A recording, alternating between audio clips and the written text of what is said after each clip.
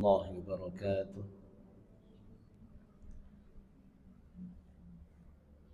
إن الحمد لله نحمده ونستعينه ونستغفره ونتوب إليه ونعوذ بالله من شرور أنفسنا ومن سيئات أعمالنا. من يهده الله فلا مضل له ومن يضلله فلا هادي له. أشهد أن لا إله إلا الله وحده لا شريك له وأشهد أن محمدا عبده ورسوله لا نبي بعده. قال الله تعالى في القرآن الكريم: يا أيها الذين آمنوا اتقوا الله حق تقاته ولا تموتن إلا وأنتم مسلمون. أما بعد، فإن أصدق الحديث كتاب الله وخير الهدى هدى محمد صلى الله عليه وسلم وشر الأمور محدثاتها فإن كل محدثة بدعة وكل بدعة ضلالة وكل ضلالة في النار. اللهم صل على محمد وعلى آله وصحبه ومن تبعهم بإحسان إلى يوم الدين. Ayolah ikhwah, jamaah sekalian rahimani rahimakumullah, kepada saudara-saudaraku semua yang semoga senantiasa dimuliakan dan dirahmati oleh Allah Subhanahu wa taala. Alhamdulillah, kita panjatkan pujian dan rasa syukur kita kehadirat Allah Subhanahu wa taala atas limpahan kenikmatan dan karunia-Nya yang senantiasa Allah curahkan kepada kita semua, khususnya kenikmatan taufik dan hidayahnya. Allah Subhanahu wa ta'ala telah menunjukkan kepada kita jalan keimanan, menunjukkan kepada kita jalan tauhid dan jalan untuk berittiba, mengikuti petunjuk Nabi kita Muhammad sallallahu alaihi wasallam. Dan alhamdulillah, di kesempatan kajian kita sore hari ini, Allah Subhanahu wa taala memudahkan kita untuk berkumpul, memanfaatkan kenikmatan waktu luang kita untuk saling tanasuh, nasihat menasihati, dan kita mencari faidah-faidah ilmu dari apa yang dijelaskan oleh para ulama. Sebagaimana kita ketahui bahwa tidaklah Allah menciptakan kita semua kecuali untuk tujuan yang agung, tujuan yang mulia, yaitu adalah apa? Allah menciptakan kita untuk tujuan beribadah. Sebagaimana ayat yang kebanyakan kita hafal semua, Allah Ta'ala berfirman, wa ma khalaqtul jinna wal insa illa liya'budun. Dan tidaklah aku ciptakan jin dan manusia kecuali hanya untuk beribadah kepadaku. Maka Allah ciptakan kita di dunia ini tujuannya hanya untuk beribadah, hanya untuk mewujudkan ubudiyah, penghambaan kita, yang kalau orang Jawa kadang mereka mengistilahkan dengan ngawulah, menghamba kepada Allah Subhanahu wa ta'ala. Maka yang namanya ibadah itu mencakup dua macam ibadah. Ada ibadah-ibadah jawarih. Jawarih itu artinya anggota badan kita, gerakan tubuh kita. Kemudian ada ibadah yang sifatnya qalbiyah, ibadah dengan hati kita. Dan ternyata kalau kita mau mengkaji tentang macam-macam ibadah, maka kita dapati bahwa ibadah dengan hati kita itu ibadah yang bentuknya, macamnya itu jauh lebih banyak, ditambah lagi lebih berat untuk diwujudkan. Ibadah hati itu jauh lebih berat untuk diwujudkan. Kalau kita alhamdulillah sudah diberikan taufik oleh Allah untuk beristiqamah di dalam melakukan ibadah salat. Maka bagi sebagian kita, kebanyakan kita menganggap itu perkara yang ringan. Bahkan bagi laki-laki sudah bisa beristiqamah untuk berjamaah solat di masjid itu. Akan tapi ada di dalam ibadah solat itu ibadah hati yang pasti kita semua merasakan itu perkara yang berat. Siapa yang berani mengatakan khusyuk di dalam solat itu perkara yang ringan? Siapa yang berani mengatakan apa yang Allah tuntut di dalam solat kita dari muraqabatullah, merasa diawasi oleh Allah, dari tadabbur kita, khusyuknya kita, itu perkara yang ringan. Semua kita akan mengatakan itu perkara yang berat. Dan sayangnya kebanyakan kita atau kebanyakan manusia jauh lebih memperhatikan ibadah-ibadah lahiriah kita, jasad kita, dibandingkan ibadah-ibadah di dalam hati kita. Kebanyakan manusia itu melalaikan, kurang di dalam memberikan perhatian, di dalam menjaga keikhlasannya, menjauhkan dari riya, kurang di dalam menjaga hati dari sifat ujub atau malah mungkin kesombongan. Begitu beratnya kita membersihkan hati dari sifat hasad. Demikian juga ibadah-ibadah hati yang lainnya itu banyak sekali. Ibadah-ibadah hati yang lainnya maka itu banyak sekali. Sama halnya jika dikaitkan dengan keadaan kebanyakan manusia. Kita ini lebih memperhatikan urusan lahiriah kita, penampilan kita di hadapan orang lain, dan kebanyakan kita kurang di dalam memperhatikan kebersihan di dalam hati kita. Dan insya Allah di kesempatan kajian sore hari ini kita akan saling nasihat menasihati di dalam masalah tazkiyatun nufus, atau bagaimana cara seseorang membersihkan hatinya dari semua perkara-perkara yang merusaknya atau mengotorinya. Tazkiyatun nufus termasuk di antara tujuan yang paling besar kenapa Allah mengutus Nabi-Nya sallallahu alaihi wasallam. Sebagaimana Nabi sallallahu alaihi wasallam menyebutkan di dalam salah satu hadis, "Innama bu'istu liutammima makarimal akhlak." Sesungguhnya aku diutus hanya untuk menyempurnakan akhlak-akhlak yang mulia. Nabi SAW diutus, salah satunya tujuan yang agung untuk mengajarkan kepada manusia bagaimana cara mensucikan hati-hati mereka. Sebagaimana disebutkan di dalam ayat juga, Allah Ta'ala berfirman, "Walladzi ba'asa lakum rasulan." Gimana ayatnya? "Laqad manna Allahu 'alal mu'minin id ba'asa fihim rasulan minhum yatlu 'alaihim ayatihi wa yuzakkihim wa yu'allimuhumul kitaba wal hikmah wa in kanu min qablu lafi dhalalin mubin." Sungguh Allah telah memberikan karunia kepada orang-orang yang beriman ketika Allah mengutus di kalangan mereka itu seorang Rasul. Yang Rasul itu membacakan ayat-ayat Allah. Yang Rasul itu mensucikan diri mereka, mensucikan hati mereka, dan mengajarkan Alkitab dan hikmah yang dahulunya mereka sungguh berada di dalam kesesatan yang nyata.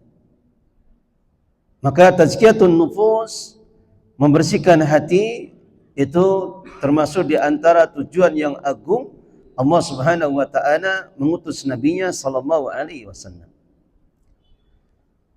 Demikian pula dijelaskan oleh para ulama kenapa tazkiyatun nufus itu perkara yang penting sekali. Dan hendaknya pada setiap dai, orang-orang yang menyebarkan nasihat, dakwah, juga memperhatikan tentang perkara ini, perkara tazkiyatun nufus.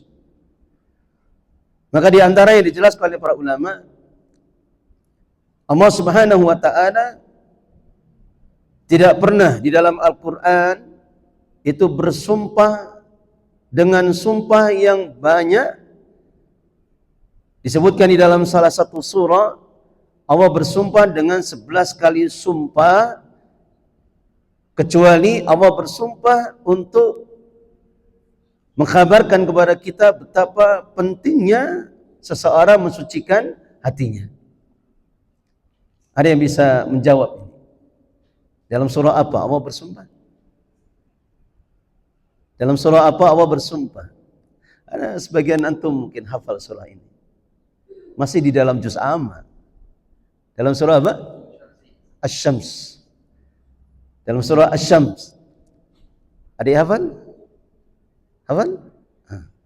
Dalam surah Asy-Syams itu wawu di depannya itu wawu qasam itu. Wasyamsi wa duhaha. Demi matahari dan waktu duhanya. Ini dua sumpah ini. Wal qamari wasyamsi wa duhaha wal qamari idza talaha wan nahari idza jallaha wal laili idza yakshaha was samai wa ma banaha wal ardi wa ma tahaha.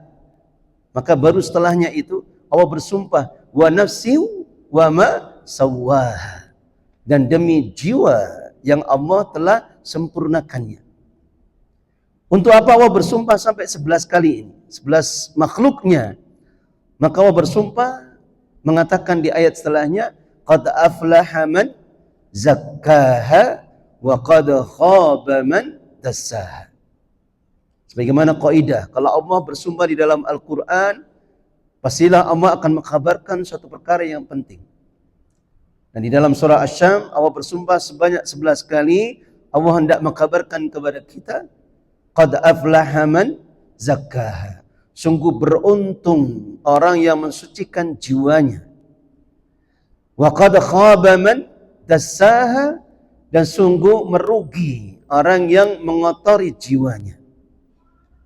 Tidak pernah di dalam Al-Quran Allah bersumpah sampai sebanyak ini, kecuali di dalam sumpahnya untuk mengkabarkan kepada kita betapa pentingnya, betapa mulianya, betapa beruntungnya orang-orang yang mensucikan jiwanya. Demikian juga disebutkan di dalam penjelasan para ulama bahwa Nabi SAW telah mengkhabarkan juga kepada kita, salahul jasadi bisalahil qalbi.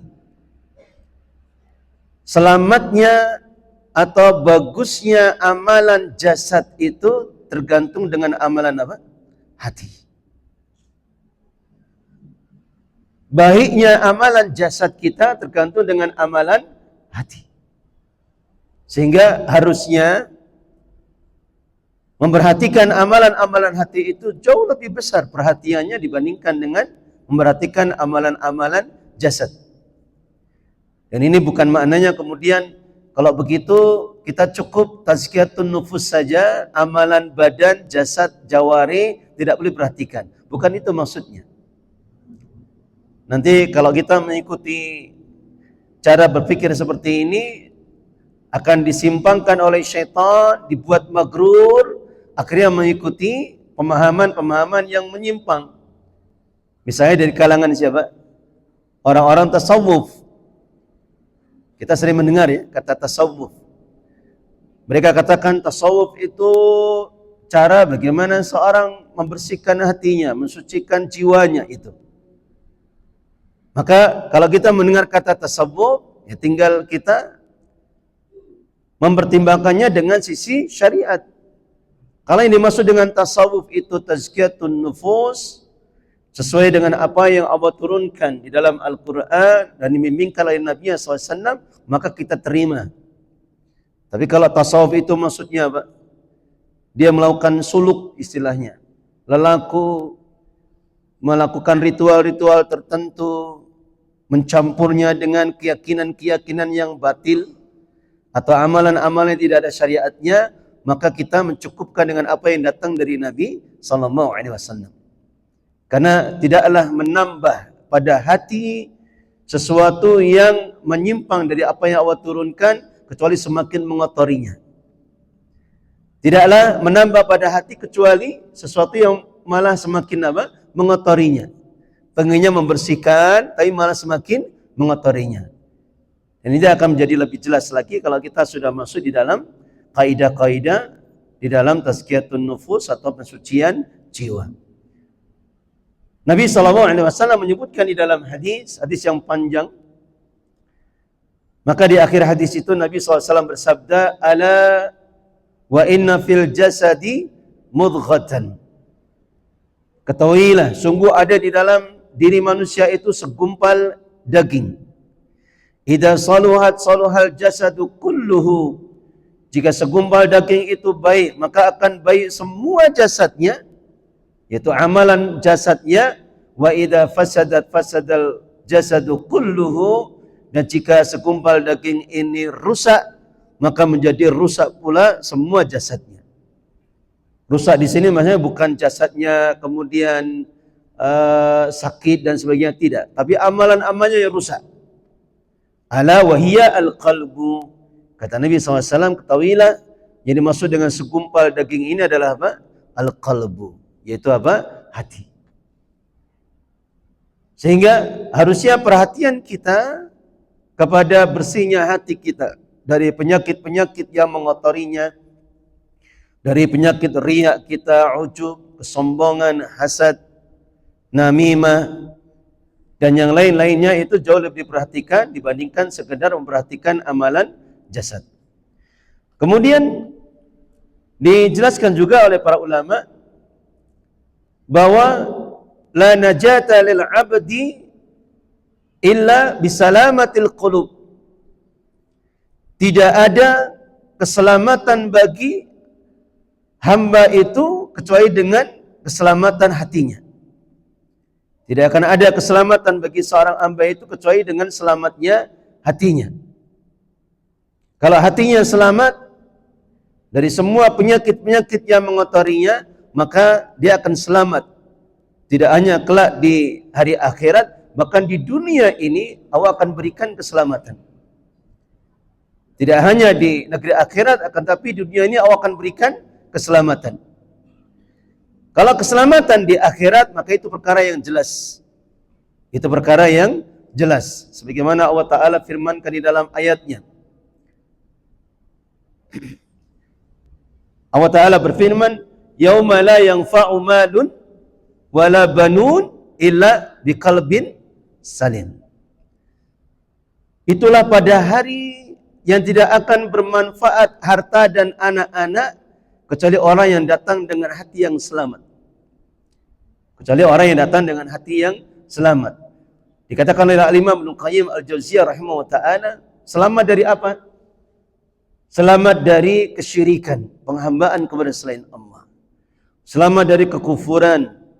Selamat dari petunjuk selain petunjuk nabinya. Selamat dari penyakit-penyakit hati, dosa-dosa besar. Ini makna dari qalbun salim, yaitu hati yang selamat. Dia selamat dari semua perkara yang bisa merusak hatinya. Kemudian Allah Subhanahu wa ta'ala melihat kepada hamba itu jauh lebih besar melihat kepada hatinya dibandingkan melihat kepada jasadnya. Artinya kalau kita ingin mendapatkan kecintaan Allah Subhanahu wa ta'ala, mendapatkan keridhaannya, maka perbaikilah hati kita. Bersihkan hati kita dari semua penyakit kotoran-kotoran yang merusaknya. Sebagaimana disebutkan di dalam hadis Nabi sallallahu alaihi wasallam, "Inna Allaha la yanzuru ila suwarikum wa ajsamikum, walakin yanzuru ila qulubikum." Sesungguhnya Allah tidaklah melihat kepada jasad kalian dan rupa-rupa kalian, Akan tetapi Allah senantiasa melihat kepada hati-hati kalian. Allah senantiasa melihat kepada hati-hati kalian. Dan ini maknanya bukan kemudian kalau begitu kita tidak perlu memperhatikan penampilannya. Cukup hatinya bersih, selesai. Bukan itu maknanya, Pak. Kalau begitu kita tidak perlu memperhatikan penampilan. Bukan itu maksudnya. Karena dikaitkan dengan ucapan Nabi SAW yang lain, Allah itu senang ketika hamba itu menampakkan rasa syukurnya kepada Allah. Artinya kalau dia bisa berpenampilan baik, maka tentunya itu lebih utama. Kemudian di antara bentuk atau keadaan yang menunjukkan pentingnya seorang untuk memperhatikan tazkiyatun nufus, maka di antaranya bahwa yang namanya dakwah itu harus lebih memperhatikan bagaimana mengajak manusia itu membersihkan jiwanya. Bagaimana mengajak manusia itu membersihkan jiwanya itu. Ya, karena sebagaimana apa yang sudah dijelaskan sebelumnya, Allah Subhanahu wa taala itu lebih melihat kepada hati-hati kita dibandingkan dengan jasad-jasad kita. Dan kalau kita melihat keadaan para sahabat, Pak, para sahabat itu mereka adalah teman-teman, sahabat-sahabat yang terbaik yang pernah Allah ciptakan di dunia ini yang menemani seorang nabi. Itulah sahabat-sahabat Nabi kita sallallahu alaihi wasallam. Dan mereka para sahabat menempati kedudukan yang mulia dan tinggi di sisi Allah Subhanahu wa taala itu bukan karena banyaknya amal-amal ibadah mereka. Bukan karena hebatnya salat mereka, banyaknya puasa mereka, tidak. Akan tetapi mereka dimuliakan oleh Allah, diangkat derajatnya itu lebih karena apa? Karena bersihnya hati mereka dari kekotoran-kekotoran hati yang merusaknya. Maka para sahabat itu tidak semuanya sahabat itu ibadahnya banyak itu. Akan tetapi karena kuatnya keimanan mereka dan bersihnya, jauhnya hati mereka dari penyakit-penyakit yang mengotorinya. Mereka para sahabat orang-orang yang paling takut terjatuh ke dalam perbuatan riya. Mereka para sahabat orang-orang yang paling jauh dari sifat hasad. Paling jauh dari sifat membanggakan diri. Ini keadaan para sahabat. Sama halnya jika kita ingin mendapatkan kemuliaan di sisi Allah Subhanahu wa taala, maka hendaknya seseorang memperhatikan keadaan hatinya. Dan kita akan mengkaji, mengambil faidah-faidah yang berbicara tentang tazkiyatun nufus itu dari kitab yang ringkas. Saya tidak tahu apakah sudah ada terjemahannya. Ini kitab yang ringkas, kitab yang kecil, judulnya Asyrul Qawaid fi Tazkiyatun Nafsi. 10 kaidah di dalam pensucian hati. Ditulis oleh Syekh Abdul Razak bin Abdul Musin Al-Badr. Saya bacakan ucapan beliau di sini. Kata beliau, "Fan-nufusu syarifa la tarda minal asya'i illa bi'alaha wa afdaliha wa ahmadiha akibatan wa nufusu dani'a takhumu hawla ad-dana'at wa taqaw 'alaiha kama yaqa'u adh-dhubabu 'ala al-aqdar." Masyaallah. Kata beliau, jiwa-jiwa yang mulia itu tidak akan pernah ridha dengan semua perkara kecuali perkara yang paling tingginya, paling mulianya, paling utamanya, paling terpujinya itu. Jiwa-jiwa yang mulia di sisi Allah pasti menginginkan perkara-perkara yang paling mulianya. Dia akan mencari bagaimana cara mewujudkan keikhlasan dan dia akan membenci penyakit riya itu. Dia akan menjadi hamba yang tawadu, khudu Dia akan menjauhkan dari sifat ujub atau menyombongkan diri. Maka terus demikian dari jiwa-jiwa yang mulia. Adapun jiwa-jiwa yang rendah, maka tidaklah mencari kecuali sesuatu yang rendah pula. Dan jiwa-jiwa itu akan terjatuh ke dalam keburukan-keburukan atau kerendahan-kerendahan jiwa, sebagaimana lalat itu dia jatuh kepada kotoran-kotoran. Nah, demikian beliau menggambarkan itu. Kalau ada hamba kok dia membiarkan jiwanya itu buruk, hatinya itu kotor, maka dia akan senantiasa menyenangi sesuatu yang rendah dan kotor. Sampai-sampai beliau mengumpamakan seperti lalat yang tidak akan jauh-jauh dari apa? Kotoran. Seperti lalat yang pengennya dia menceloknya itu di tempat-tempat yang kotor itu. Kemudian kata beliau, "Fan-nafsu syarifah al-aliyah la tarda bil-zulmi wala bil-fawakis wala bis-sariqa wal khiyanah li'annahu akbaru min dzalika wa ajal." Dan jiwa yang mulia itu, jiwa yang tinggi kedudukannya, tidak akan pernah ridha dengan kedoliman. Dia tidak akan senang melakukan kedoliman sedikit pun. Dia tidak akan senang dengan perbuatan kekejian. Tidak akan senang mencuri, berbuat khianat, dan semua perbuatan-perbuatan yang buruk. Berbeda dengan keadaan jiwa yang hina, yang rendah, maka dia akan senang melakukan perbuatan-perbuatan yang buruk tersebut. Faqulu nafsin tamilu ila ma yunasibuha wa yushakiluha. Maka setiap jiwa itu akan condong kepada apa yang mencocokinya dan apa yang menyamainya.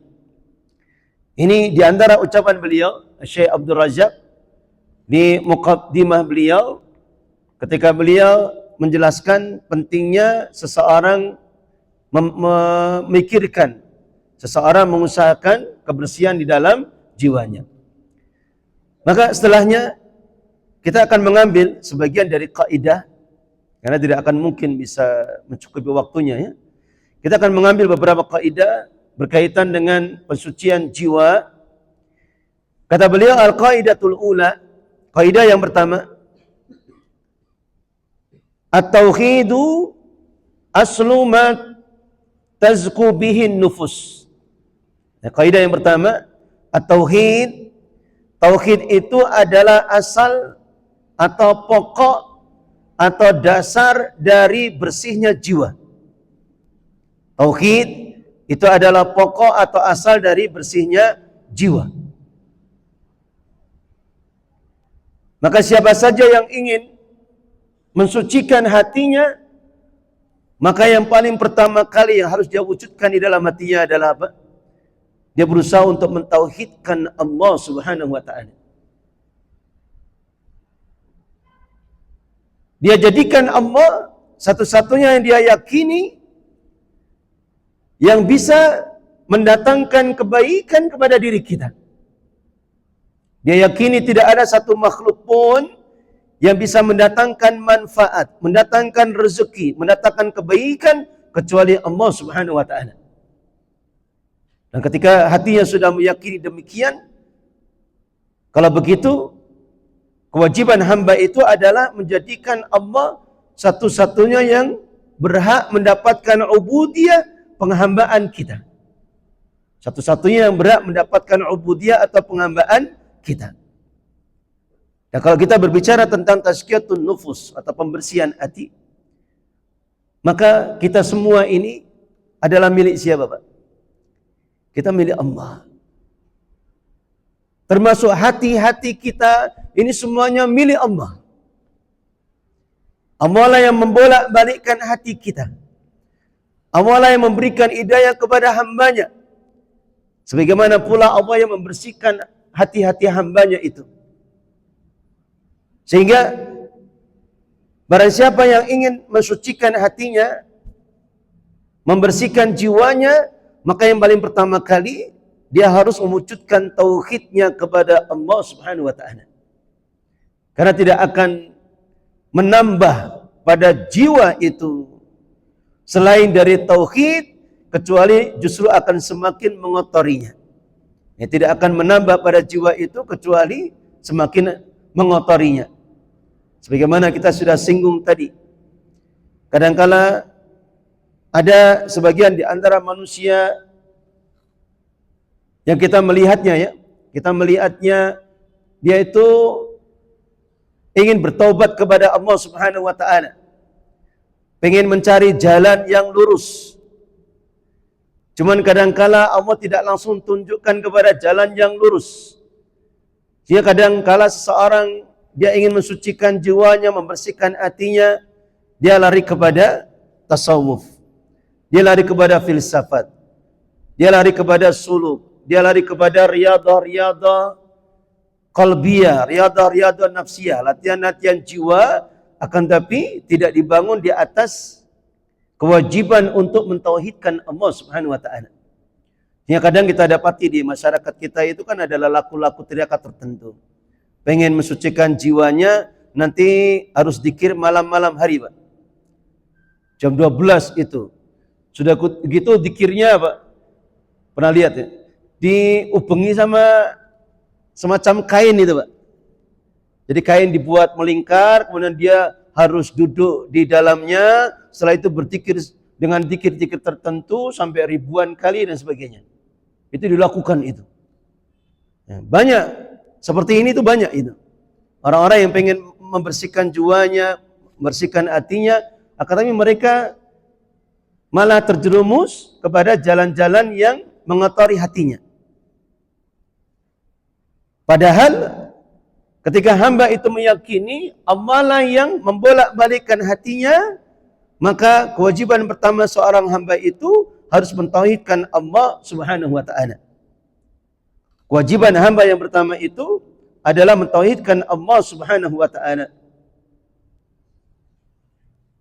Dan Allah Subhanahu wa taala di dalam Al-Qur'an banyak memberikan isyarat penjelasan kepada kita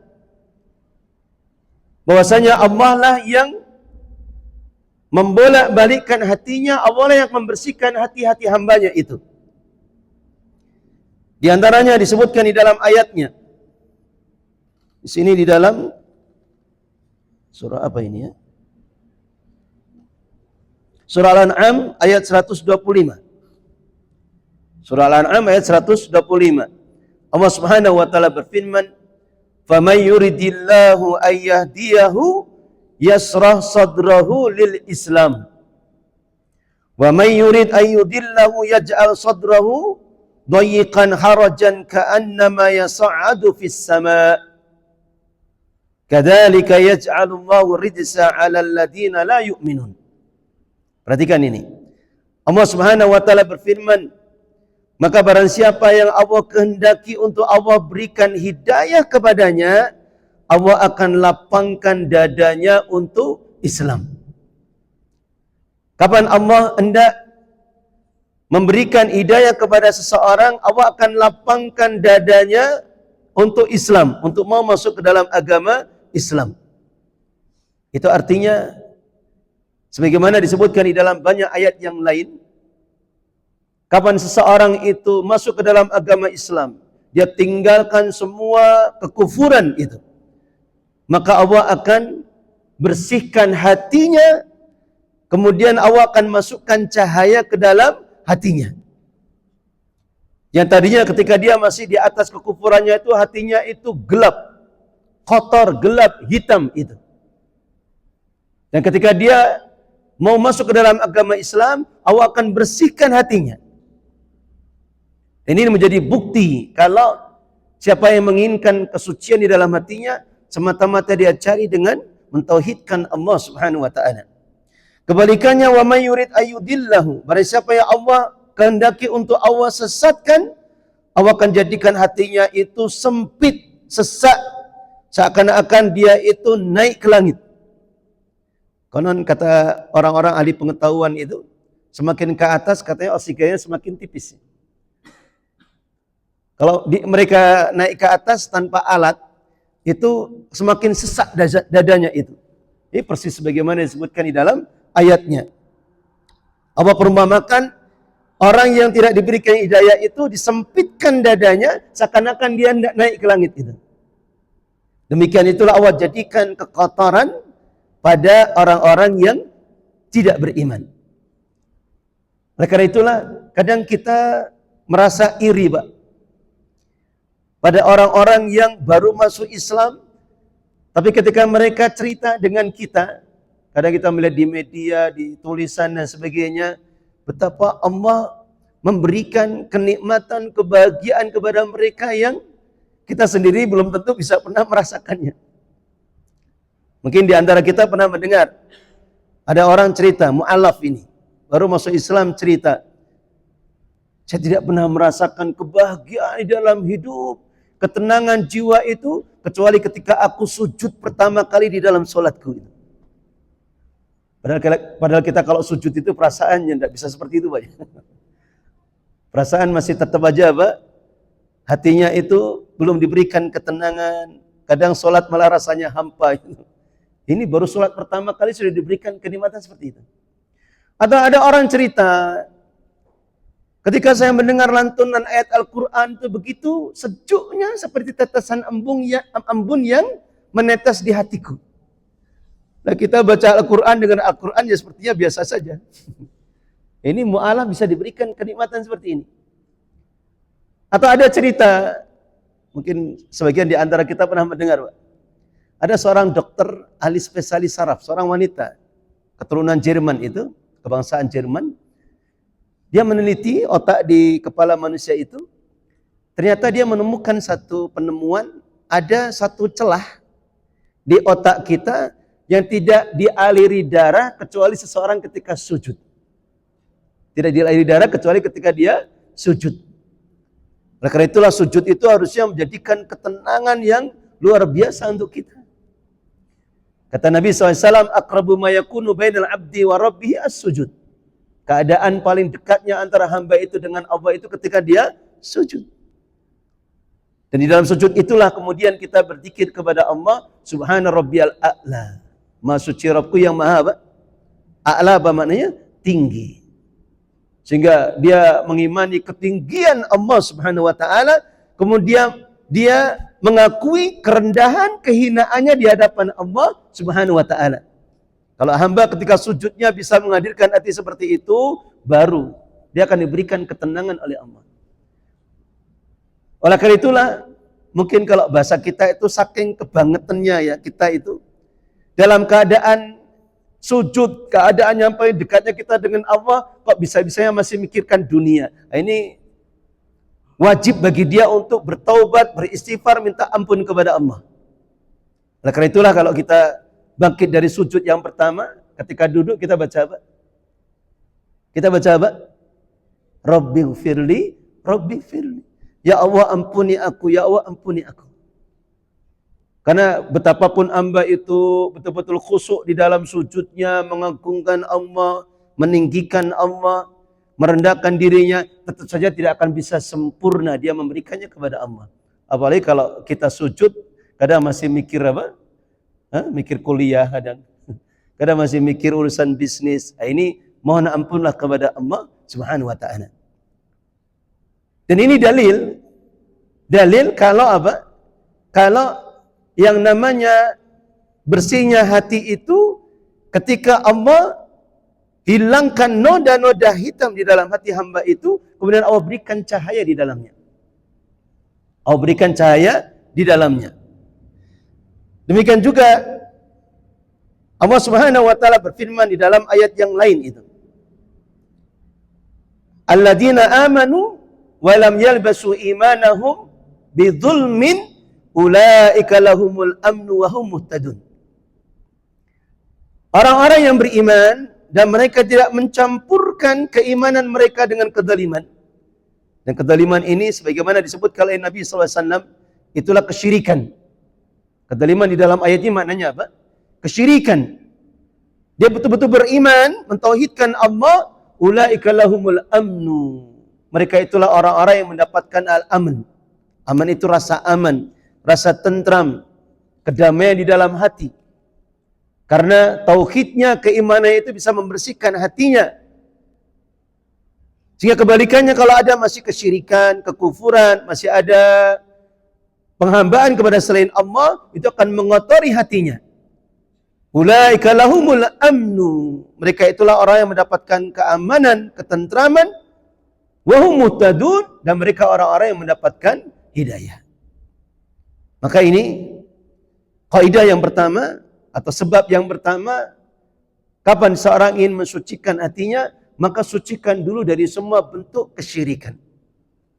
Bagaimana dia hendak mensucikan hatinya ketika masih ada keyakinan ada makhluk selain Allah yang bisa memberikan rezeki kepadanya?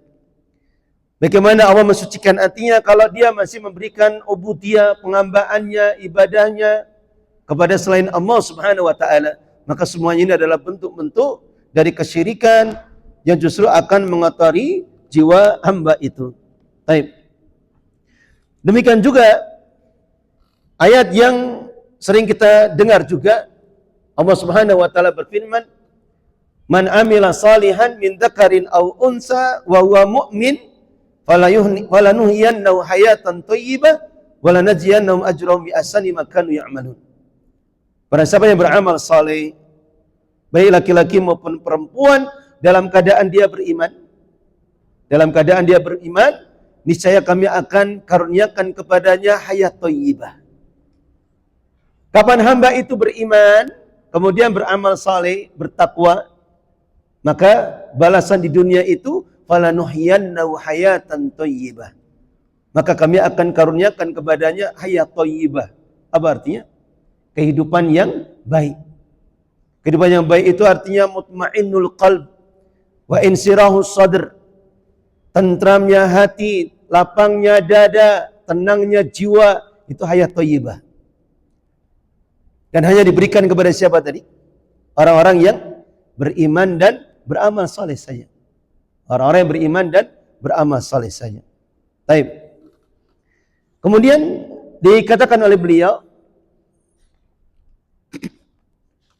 di antara sebab dari terwujudnya tazkiyatun nufus atau sucinya, bersihnya hati kita, kata beliau, al-qaidatu tsaniyah, kaidah yang kedua, ad-du'a'u miftahu zakatin nufus. Doa itu adalah kunci dari bersihnya hati. Allah Ta'ala memerintahkan kita untuk berdoa kepadanya. Ud'uni astajib lakum. Berdoalah kalian kepadaku, saya akan kabulkan kalian. Demikian juga Nabi SAW telah mengajarkan sekian banyak doa kepada kita. Itu di dalam Al-Quran, kalau kita kumpulkan doa di dalam Al-Quran itu banyak sekali. Ada puluhan itu.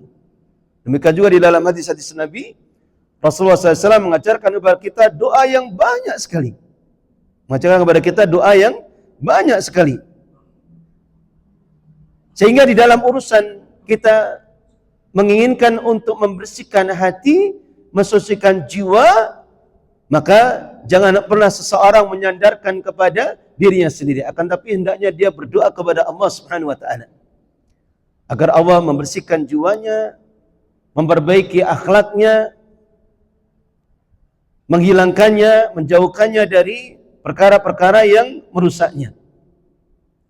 Dan di antara doa yang diajarkan oleh Nabi SAW, mungkin di antara antum ada yang hafal, Rasulullah mengajarkan doa kepada kita, Allahumma ati nafsi taqwaha wa zakkiha anta khairu man zakkaha anta waliyuha wa maulaha.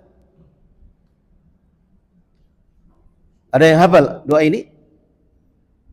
Nabi SAW mengajarkan kepada kita, Allahumma ati nafsi taqwaha. Ya Allah, berikan kepada jiwaku ketakwaannya. Ya Allah, berikan kepada jiwaku itu ketakwaannya. Wa zakkiha anta khairu man zakkaha. Dan sucikanlah jiwaku, engkaulah sebaik-baik siapa yang bisa mensucikannya. Anta waliyuha wa maulaha. Engkaulah wali pelindungnya, dan juga engkaulah penolongnya. Maka ini di antara doa dari Nabi SAW. Yang kapan hamba itu berdoa, itu artinya di dalam hatinya ada perasaan iftikar. Iftikar itu merasa butuh kepada Allah. Dia fakir, dia merasa miskin itu, merasa butuh kepada Allah Subhanahu wa ta'ala. Dan Allah itu paling cinta kepada hambanya yang banyak berdoa. Beda kalau kita berhubungan, bermuamalah dengan makhluk. Misalkan kita dimintai sama saudara, kerabat, teman, kawan misalkan. Mungkin sekali, dua kali tidak apa-apa. Tapi kalau terus-menerus gimana? Mangkel, jengkel. Tapi beda dengan Allah Subhanahu wa ta'ala. Kita berdoa dalam satu hari 100 kali, 200 kali, 1000 kali. Allah itu cinta itu. Allah senang itu. Kalau hamba itu banyak berdoa. Oleh karena itulah di dalam semua urusan kita, maka banyak-banyaklah kita berdoa kepada Allah Subhanahu wa ta'ala. Ini sebab yang kedua. Apalagi dikaitkan dengan keinginan kita untuk mensucikan jiwa kita, maka Nabi SAW telah mengajarkan kepada kita doa-doa agar Allah Subhanahu wa ta'ala memudahkan urusan kita. Termasuk doa yang kebanyakan kita hafal. Misalkan doa ya muqallibal qulub, qalib qalbi ala ta'atik. Wahai Zat yang membolak-balikkan hati, maka balikkanlah hatiku di atas ketaatan kepadamu. Kemudian doa yang serupa, ya musarrifal qulub, sarrif qalbi ala dinik. Wahai Zat yang memalingkan hati, maka palingkanlah hatiku di atas agamamu.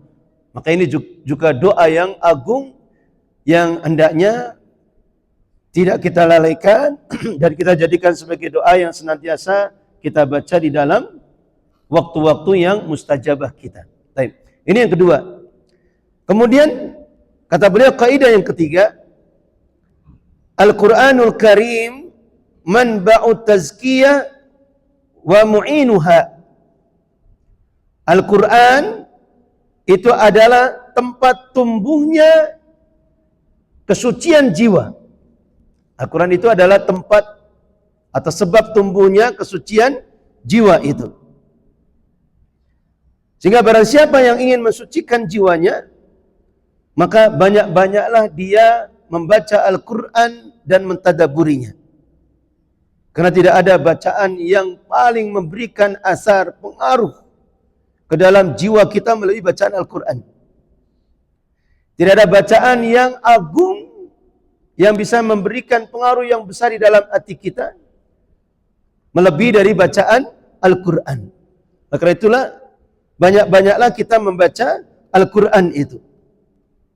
Allah Subhanahu wa ta'ala telah menjamin bagi siapa yang dia membaca Al-Quran, mentadaburinya, kemudian mengikutinya, maka Allah jamin dia tidak akan pernah sengsara di dunia. Dia tidak akan pernah sengsara di dunia, apalagi sengsara di akhirat. Sebagaimana disebutkan di dalam ayatnya, dalam awal surah Thaha, Allah Ta'ala berfirman, Thaha ma anzalnal Qur'ana litashqa. Tidaklah kami turunkan Al-Quran agar kalian itu celaka, agar engkau itu celaka, illa tadhkiratan lima yakhsha, kecuali sebagai peringatan bagi orang yang takut kepada Allah Subhanahu wa ta'ala. Kemudian di ayat yang setelahnya, beberapa ayat setelahnya, Allah Ta'ala berfirman, famanittaba'a hudaya fala yadhillu wala yashqa. Barang siapa yang mengikuti petunjukku, yaitu Al-Quran, fala yadhillu wala yashqa, maka dia tidak akan pernah tersesat dan dia tidak akan pernah sengsara. Demikian juga Allah Subhanahu wa ta'ala mensifati Al-Quran itu adalah cahaya.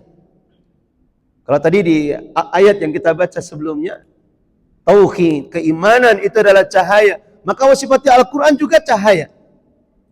Sebagaimana disebutkan di dalam ayatnya, wa kadzalika auhayna ilaika ruhan min amrina ma kunta tadri mal kitab walal iman walakin ja'alnahu nuran nahdi bihi man nasha'u min ibadina. Demikian itulah kami telah wahyukan kepada engkau ruh dari urusan kami. Yang pertama, Allah sifati Al-Quran dengan ruh. Al-Quran yang bisa menghidupkan jiwa-jiwa yang mati. Yang tadinya engkau tidak tahu apa itu kitab, apa itu iman. Akan tapi kami jadikan Al-Quran itu nur, cahaya yang akan kami berikan hidayah kepada siapa yang kami kehendaki di antara hamba-hamba kami. Jadi kalau misalkan kita baca Al-Quran, itu sebetulnya kita sedang memasukkan cahaya. Kita sedang memasukkan cahaya. Kita sholat, Nabi katakan di dalam hadisnya apa? As-sholatu nurun, was-sadaqatu burhanun, was-sabru diya'un. Sholat itu cahaya, sedekah itu bukti benarnya keimanan, kemudian apa? Kesabaran adalah dia cahaya. Kesabaran juga cahaya. Cuman ada bedanya antara nur sama dia. Kata dikatakan salat nur, sabaran itu dia. Dia itu cahaya untuk matahari. Wa huwallazi ja'ala syamsa diya'a wal qamara nura. Dialah Allah yang telah menjadikan matahari itu dia bercahaya, bulan juga bercahaya. Sama-sama maknanya cahaya. Cuman apa bedanya, Pak? Nur sama dia kira-kira bedanya apa? Ditanya biar tidak ngantuk ya. Apa bedanya antara nur sama dia? Kalau dia itu cahaya tapi sertai apa? Panas. Kan matahari panas ya. Sama kita sabar itu kan panas tidak? Panas oh, diomongin tidak enak sama orang lain, difitnah, dituduh, dihina. Ini kalau kita tidak bersabar, wah bahaya itu. Tapi kan menahan panas juga, jengkelan di dalam hati. Ya, kesabaran itu dia cahaya tapi setelah dengan panas itu. Maka Allah sifati Al-Quran itu dengan cahaya. Jadi kalau kita beribadah kepada Allah, sebetulnya kita sedang memasukkan cahaya.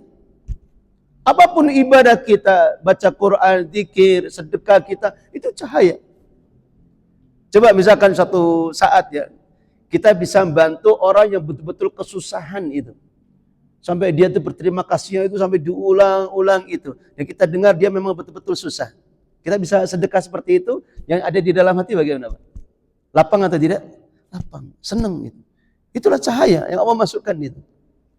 Salat, kalau kita salatnya dengan khusyuk, dengan rasa cinta kepada Allah, itu salam harusnya apa? Senang. Kalau perlu salat lama enggak apa-apa itu.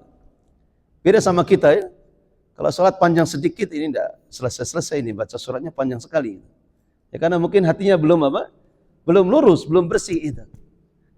Maka semua ibadah itu adalah cahaya. Cuman kebanyakan kita setiap hari kita masukkan cahaya ke dalam hati kita, setelah itu apa? Ditutup lagi dengan kegelapan perbuatan dosa kemaksiatan kita. Kalau ibadah itu cahaya, berarti kebalikannya, dosa itu adalah apa? Kegelapan. Kalau yang namanya ibadah itu cahaya, maka semua perbuatan dosa itu kegelapan. Itu mengotori hati kita. Dan itu yang kita lakukan setiap hari. Masukkan cahaya, ditutup lagi sama dosa. Terus demikian. Apalagi di zaman sekarang, kita melakukan dosa itu seperti mudah sekali. Dan Nabi SAW pernah mengkhabarkan di dalam hadisnya. Beliau mengatakan, "Idza adnabal abdu zanban, nukitat fi qalbihi nuktatun sauda." Jika ada seorang hamba yang melakukan satu dosa, maka akan dibuatkan satu titik di dalam hatinya. Para ulama ada yang mengatakan titik itu betul-betul hisi, artinya betul apa? Ada titik di hati.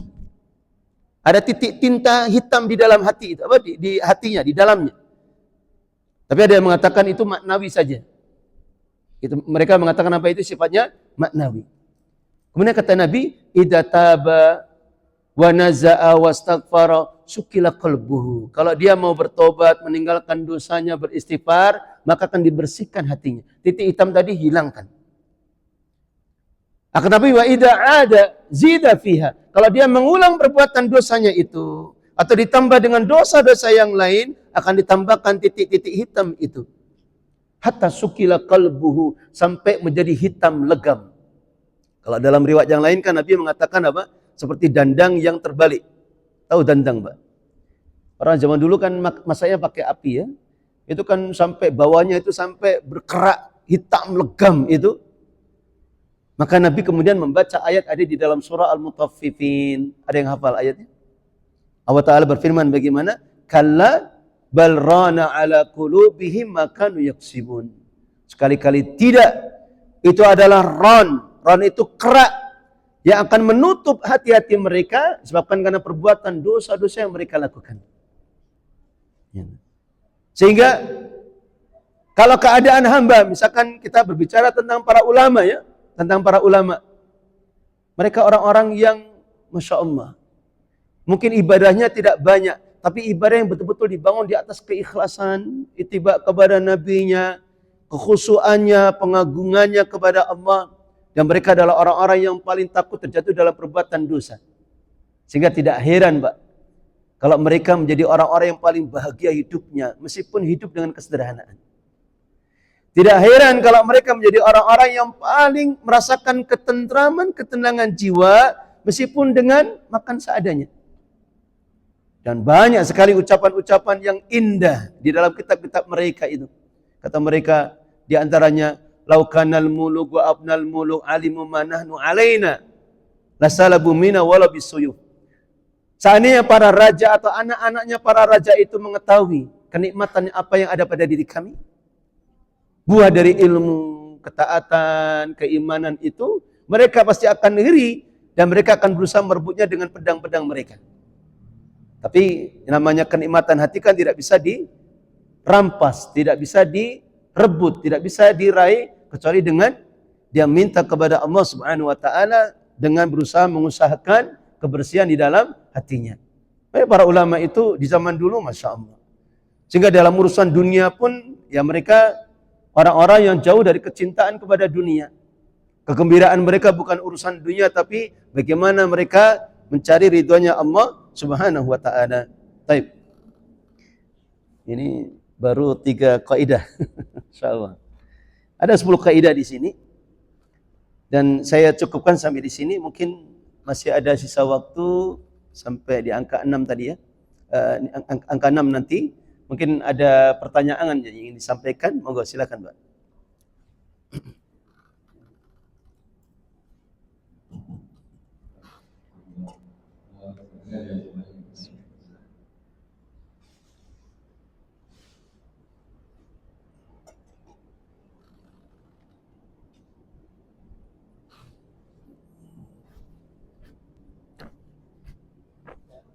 Pada.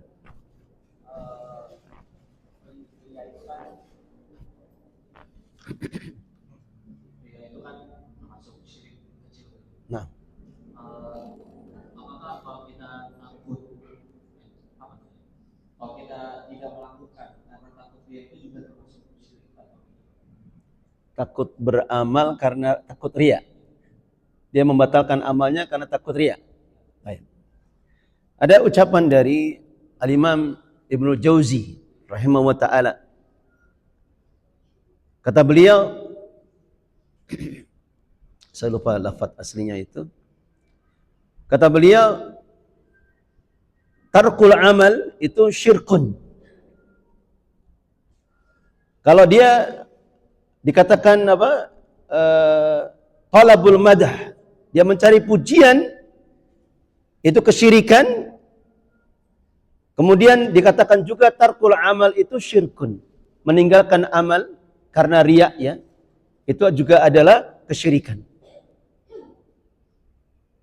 Sehingga kalau misalkan ada seseorang yang dia beramal karena riya, dia cari pujian dari manusia, maka ini perkara yang jelas. Nabi SAW mengatakan, inna akhwafa ma akhafu alaikum asyirkul asgar. Sungguh perkara yang paling aku takutkan terjadi pada diri kalian itu adalah syirik kecil. Ketika ditanya, wa ma syirkul asgar ya Rasulullah, apa syirik kecil itu ya Rasulullah? Rasulullah mengatakan ar-riya.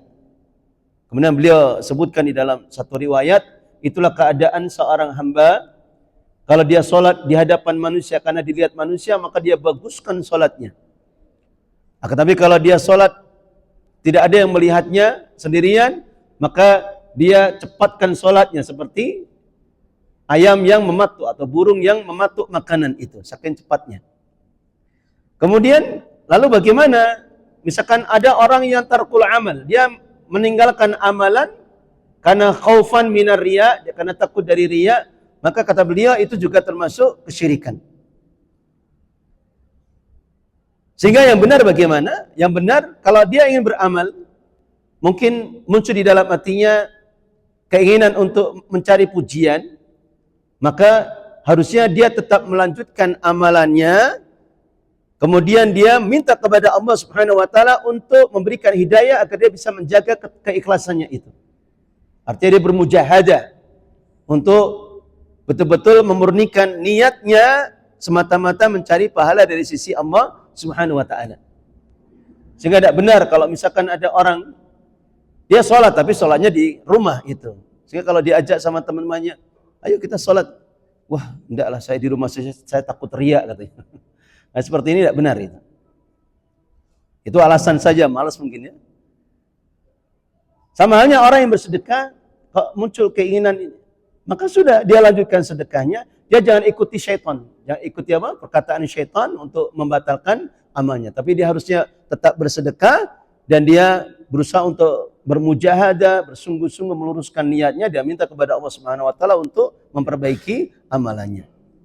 Karena kalau dia batalkan amalannya karena takut riya, itu sama saja mengikuti perbuatan syaitan, dan itu ada bagian itu. Meskipun tersembunyi ya, lebih tersembunyi dibandingkan riya. Riya saja sudah tersembunyi. Ini lebih tersembunyi lagi dari mengikuti ucapan-ucapan atau bisikan-bisikan dari syaitan. Baik. Ada yang lain?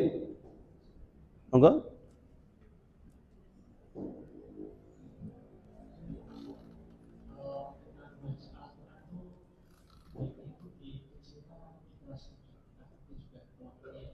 Insyaallah.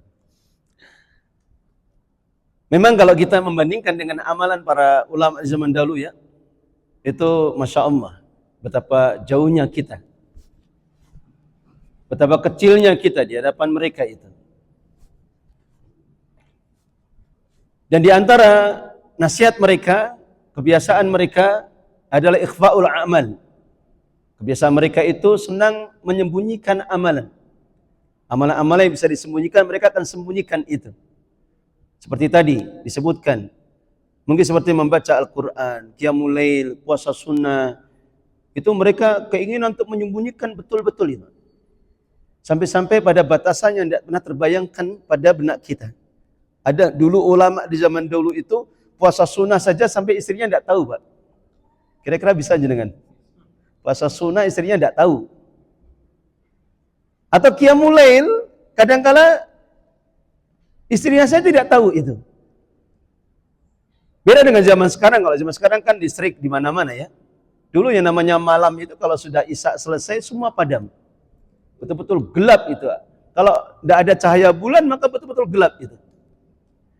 Atau ada ulama yang ketika dia membaca Al-Quran di masjid, mungkin di masjid jami yang luas itu ya, kemudian ada orang yang mendekatinya, beribadah di sampingnya, maka kadang dia menyembunyikan mushafnya itu. Ini keadaan para ulama di zaman dahulu, takutnya dia menginginkan pujian dengan ibadah yang dilakukan sedemikian kuatnya itu. Sampai-sampai ada Sa'id bin Musayyib itu, ketika beliau mengajar seperti ini, bermajelis seperti ini, mungkin karena tersentuh dengan satu ayat atau satu hadis, beliau itu tidak kuat menahan tangisnya. Cuman bukan kemudian beliau akhirnya menangis di hadapan murid-muridnya, jamaahnya itu, tidak. Beliau malah pura-pura mengusap ingusnya itu, kemudian mengatakan, al-afu ini zukam, aku lagi flu.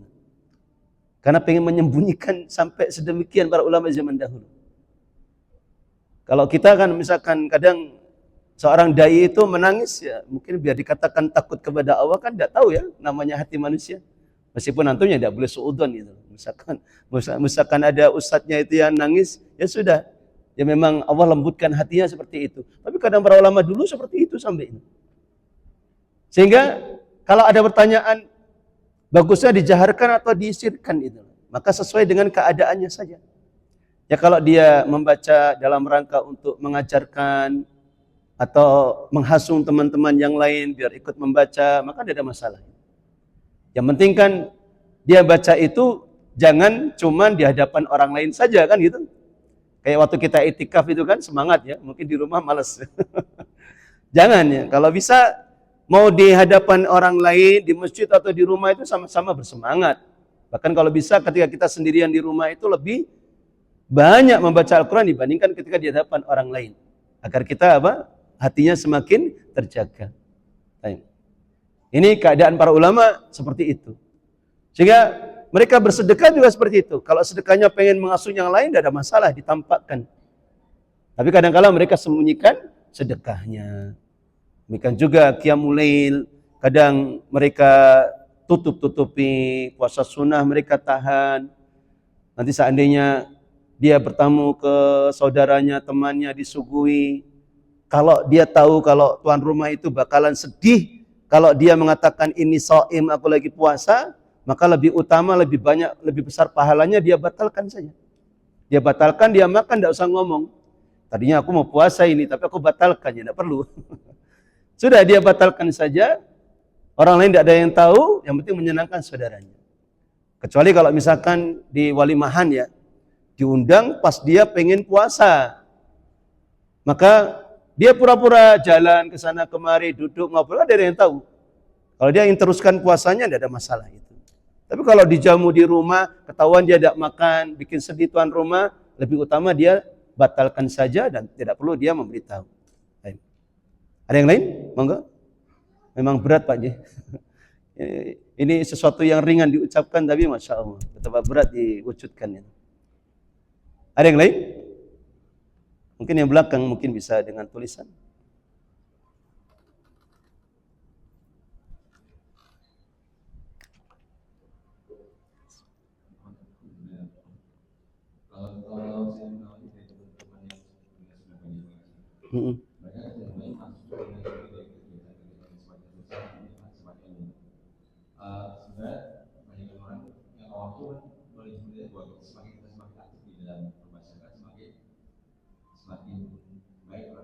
Nah, nah,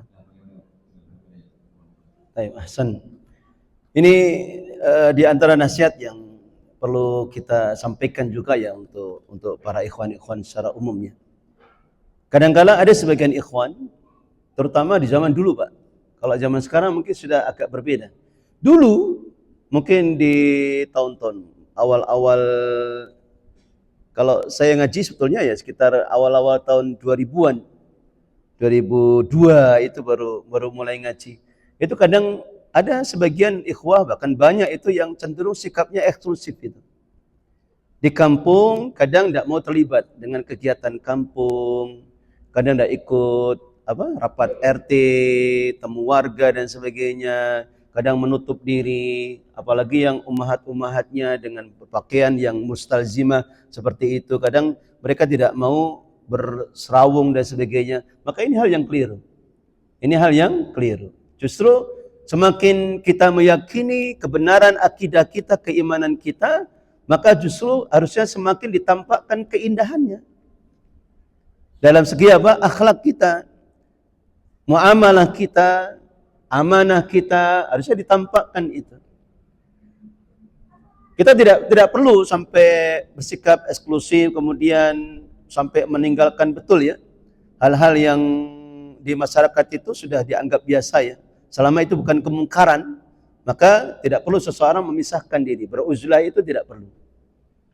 Nah, seandainya dia serawung, kemudian bermuamalah dengan yang lainnya, sehingga semakin menampakkan Islam itu demikian, maka seperti ini lebih utama.